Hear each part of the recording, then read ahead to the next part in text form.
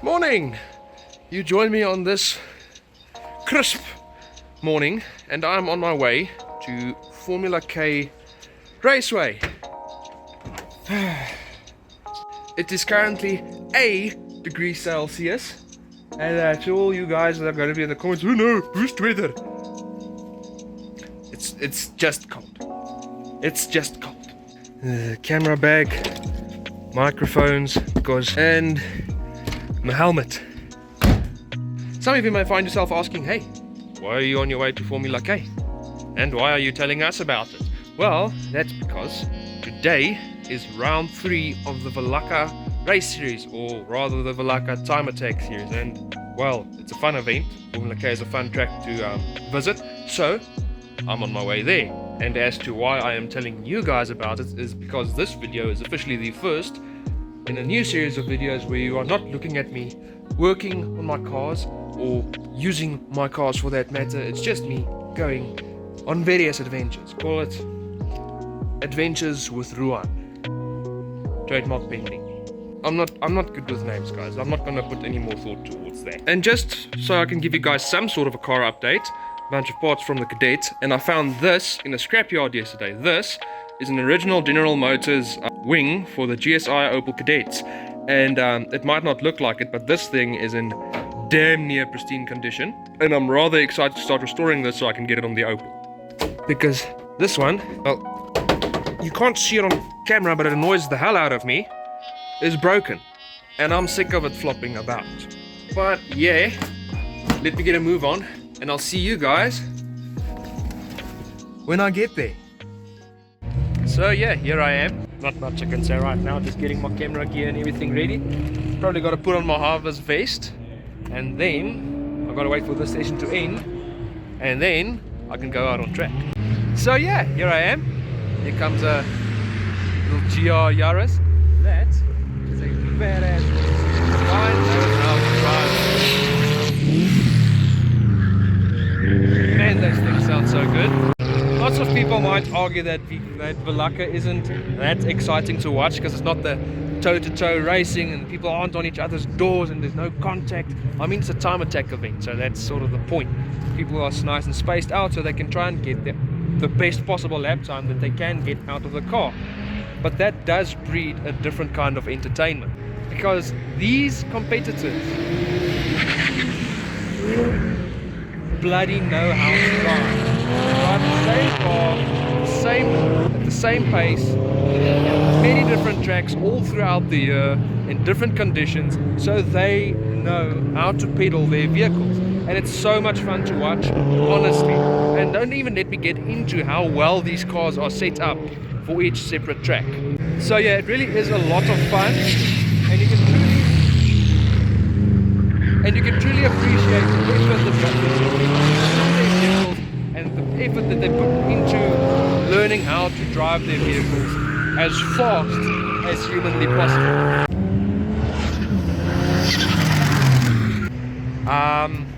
Another fun thing about VILACA is it's not limited to fully prepped race cars.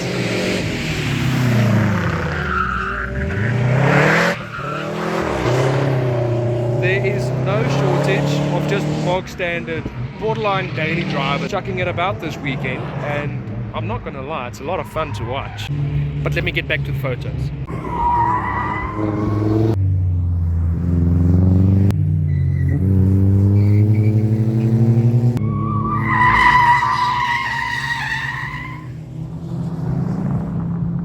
Now I'm just waiting for this heat to end so that I can start moving to a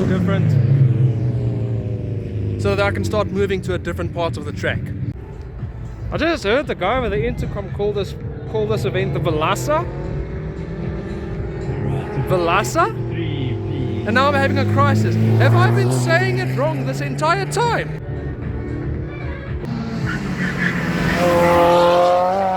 I need a Miata. Oh yeah, another thing I enjoy about the VILACA TIMEATTACK, VILACA. I really need to go double check because I'm having a crisis now. I need to go double check what the pronunciation is. Anyways, another nice thing about this event is an all-round lekker vibe. And there's no other way to say that, especially in my Afrikaans vernacular.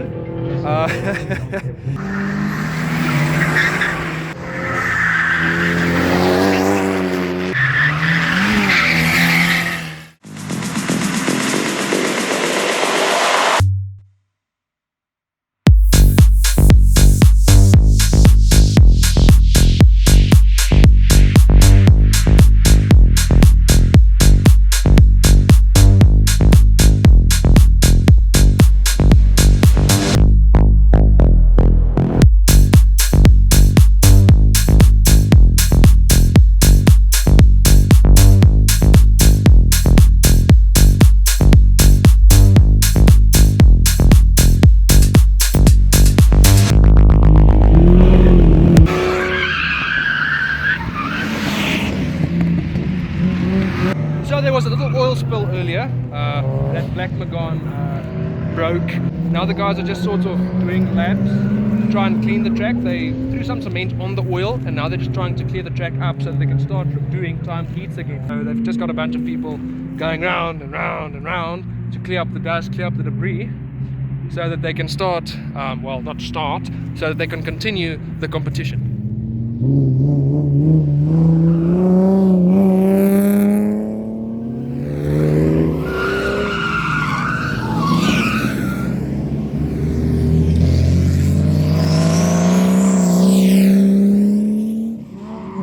Done about 8-10 laps now,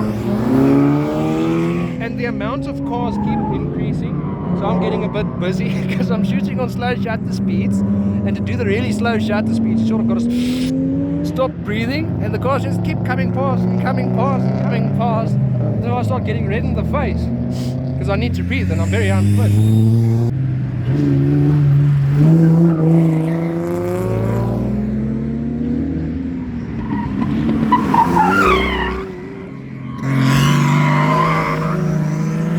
Okay, so they just finished scrubbing the track. The session should start again now.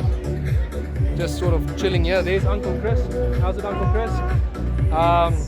Just sort of waiting for the action to resume.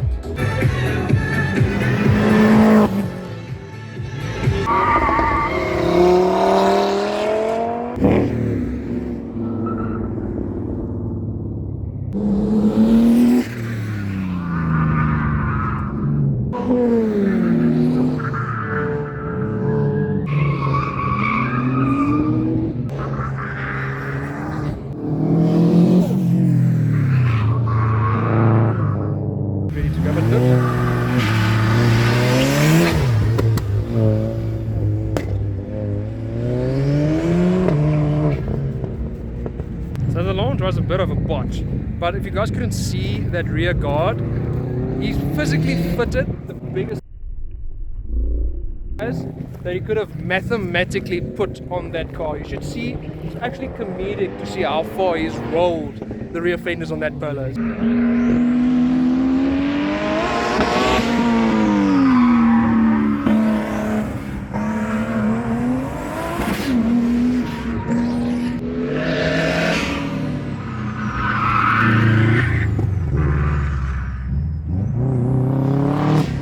Actually just up here waiting for the Polo because I think it's pretty light, pretty nimble, so it'll carry a lot of momentum through this little corkscrew, and here it comes.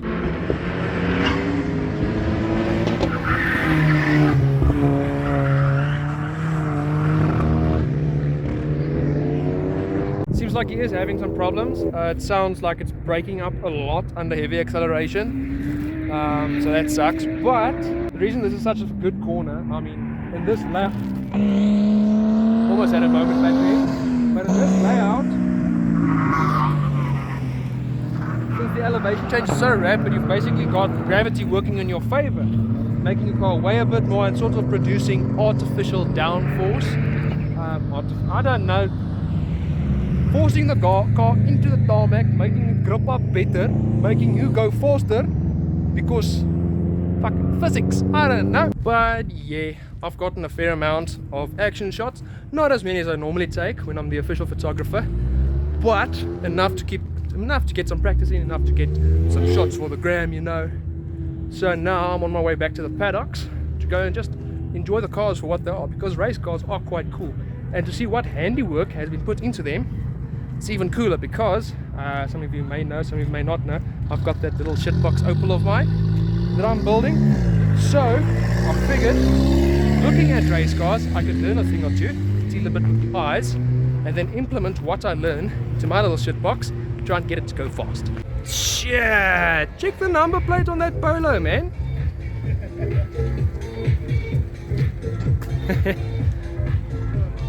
I think it's a diesel. Damn, this is actually tidy. Hey! They've got all the hubcaps on this time. Insert pic from when I was at Pakisa. But I'm about to die of thirst. Yes, I did do that. And it's not warm, thank goodness. Go-kart tracks are not perfect for full-sized automobiles, and today on Formula K it's exasperated by the fact that that little mine, well, ex-mine, the closed down mine, the old mine, has had a bunch of dust being blown over by the wind onto the track, making it even less grippy. So the guys aren't going to set any track records today, but I mean, bad day at the track is still better than a good day at work any day. I wouldn't know, because a good day at the track is a day of work for me, so I can't relate to that. Just look at this thing. It's clear to see that a lot of development has gone into this car. I mean, the pure time and effort to get all of the stuff working and working in unison, and to keep everything working and to make it reliable must be your. And then there's the complete opposite end of the spectrum. This thing looks to be bog standard on some Dunlop rings semi-slicks, and this guy drives the absolute shit out of this thing. It almost looks like he's about to roll over from the body roll and the tighter turns. And you can hear when he lifts the inside wheel, because it's not standard, so it's got the open diffs. You can actually hear the revs climb once he cocks up that rear inner wheel. It's a pretty fun watch to see this thing be thrown around the track. Being an opportunist, it seems paid off. Okay, so this is Shirin. This is his made machine. So what's done to this? This is an almost stock Toyota Yaris, so it's basically from the factory. And Yeah, so basic modifications. You said an intercooler.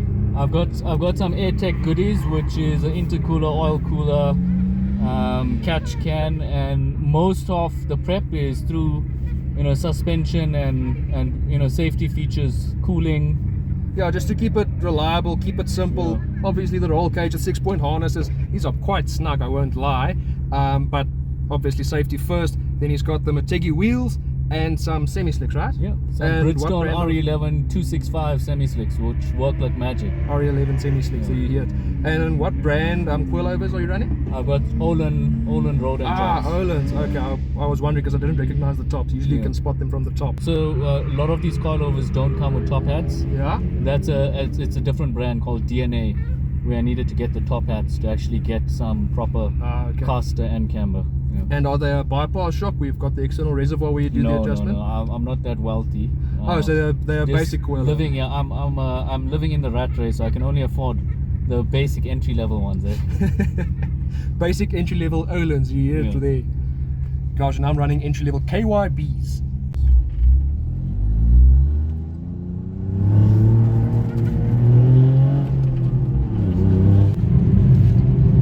Just gonna warm up the tires. I understand 100%.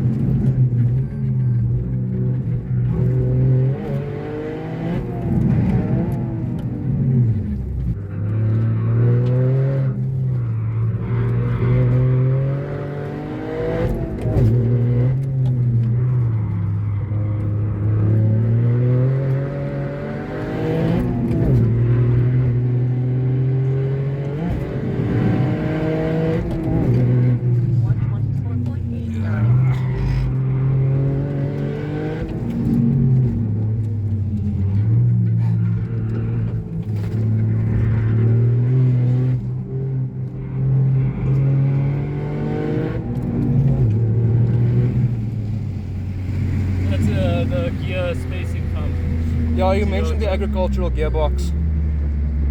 So yeah, there it is, I guess. Hopefully you enjoyed that. Oh no, I enjoyed the hell out of it. This almost stock Toyota Yaris, eh? Almost stock, he says. Almost a stock. Toyota Taz. This is what the magic is. Yeah, it's basically a Conquest. It's a bit cheaper than a Conquest in today's market, actually. Have you seen what those are going for on Auto Trader? No, it's nice crazy. tags. 200, 300k. Yeah, I mean, That's what I said. It's basically a conquest. yeah, if you're looking to buy a small Econobox Corolla with a big boot, don't waste your time on a Conquest. It's too expensive. Get a GR Yaris. It's better. Irene, who's currently behind the camera, said I can drive this thing. I think it's a bad idea, but I'm very grateful for it. Thanks for that. So let's see how this thing feels. Already, this is a very nice place to be. No frills, no bullshit. It's a no nonsense, just meant to go fast. Got a cool little sticker here, developed for FIA World Rally Championship, so that really gives you a nice into its homologation routes, which really is the only reason a car like this would exist. I love these cars because, in my opinion, they are one of the only proper homologated cars to come from any OEM in quite a few years. And Shiren, in what might have been a bad decision, said I can give it a little beans. So let's see, because I've never even sat in something that was quite this fast.